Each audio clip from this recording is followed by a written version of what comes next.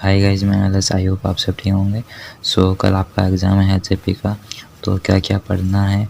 और अगर आपने कुछ नहीं पढ़ा है, बिल्कुल भी नहीं पढ़ा, किताब खोल के भी नहीं देखा, तो अब आपको क्या पढ़ना है कम टाइम के अंदर, जिससे आप आसानी से पास हो सके।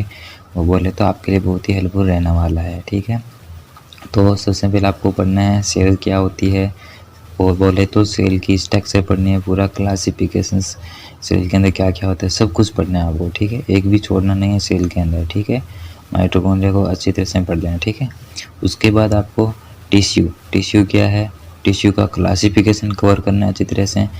और उसके बाद एपिथेलियल टिश्यू आपको अच्छी तरह से कवर करना है। ठीक है, और वैसे कनेक्टिव टिश्यू, मस्कुलर टिश्यू वो भी करना है। अगर आपके पास टाइम नहीं है तब ओनली फॉर आप टिश्यू की डेफिनेशन, टिश्यू का क्लासिफिकेशन और एपिथेलियल टिश्यू को कवर कर लेना। ठीक है, और उसके बाद जॉइंट को कवर करना, ये भी इम्पोर्टेंट क्वेश्चंस है।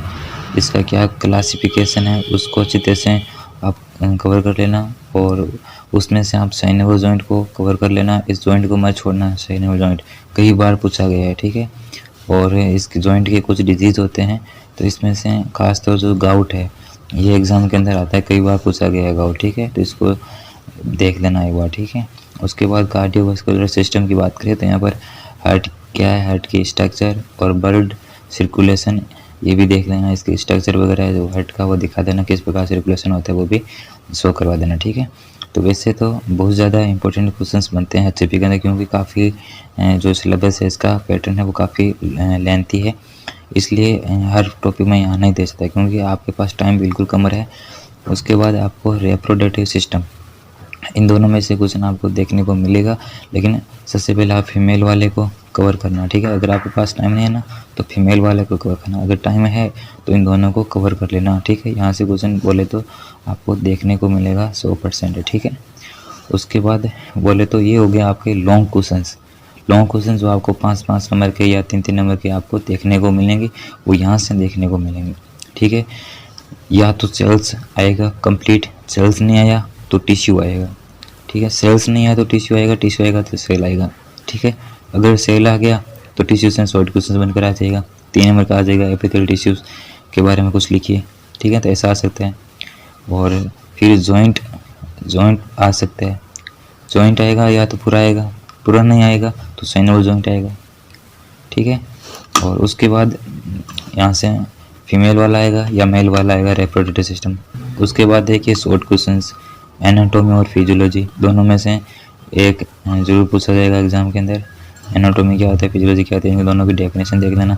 ठीक है, उसके बाद बोन क्या है, टोटल कितनी बोन होती है, और लॉन्ग बोन के बारे में थोड़ा सा देख लेना। ठीक है, उसके बाद होम्योस्टेसिस क्या होता है, स्पाइनल कॉर्ड स्ट्रक्चर, यहाँ पर आप खास और ध्यान रखना, आपको एनाटॉमी पढ़ना है, फिजियोलॉजी पढ़ना है, दोनों की डिफाइन बोलते हैं, दोनों की डेफिनेशन देख लेना है।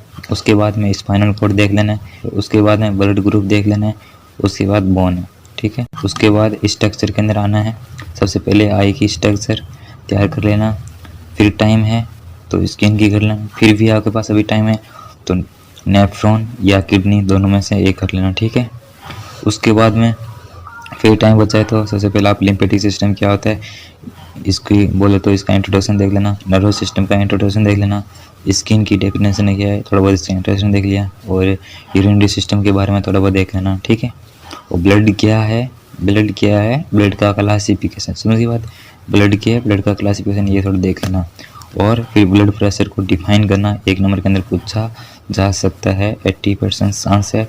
फिर अगर टाइम मिले तो ईयर की स्ट्रक्चर, ठीक है, या ऐसे करो आप, या आई की स्ट्रक्चर कवर कर लेना या ईयर, दोनों में से एक कवर कर लेना। ठीक है, ये इतने क्वेश्चंस आप तैयार कर लेना, 100% बोले तो आप पास हो जाओगे आसानी से। ठीक है।